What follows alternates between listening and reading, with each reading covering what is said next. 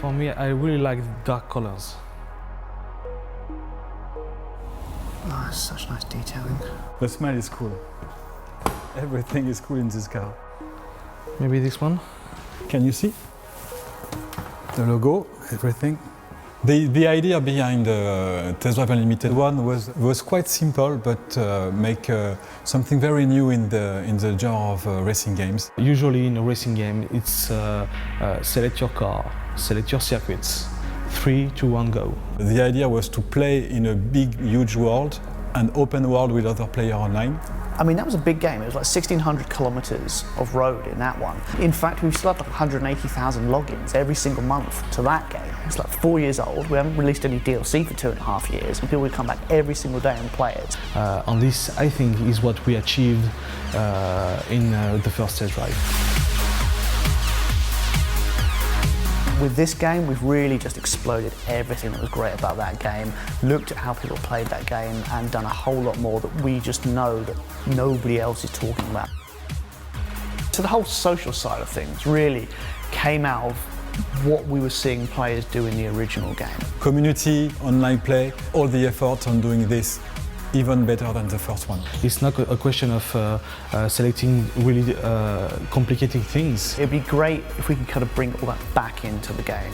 It's about being immersed. Being able to live the life of somebody who can afford to buy these cars, who can afford to drive these cars. So it's everything around it as well. It's in the houses, it's the yachts, it's the beautiful people, it's all the things you do with that lifestyle. For me, it was really the possibility to develop the social aspects of the game. Really, how can players be together and play this incredible game in this open world with the beautiful cars? Now you can go walk around, look at the car, talk with your friends because it's fully online, and talk about how great are those cars.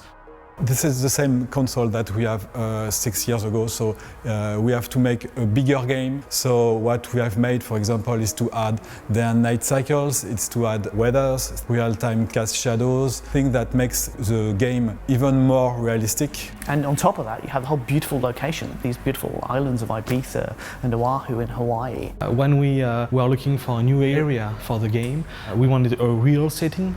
And we were talking of all that elements, what will be cool, what is high life, talk about money, talk about beautiful cars, talk about parties, and we all look each other and we think Ibiza is the right place to do that. We had a contact over there, basically, a guy called Rafa, who's a lawyer on the island, works with the government, is a big gaming fan.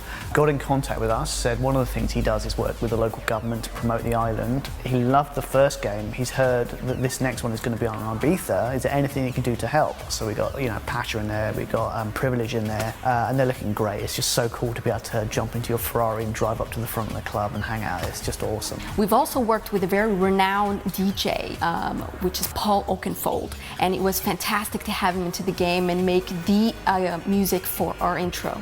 Making this game, on the journey of making this game, have been a tough and a really difficult one, but I think it was worth it. I remember that in the development of TDU1, many of the developers, when they were debugging the program, they start to play, they start to drive, and sometimes they spend 15 minutes just driving and asking what I was making, what I was searching for in the game. This is the magic of TDU. I feel excited.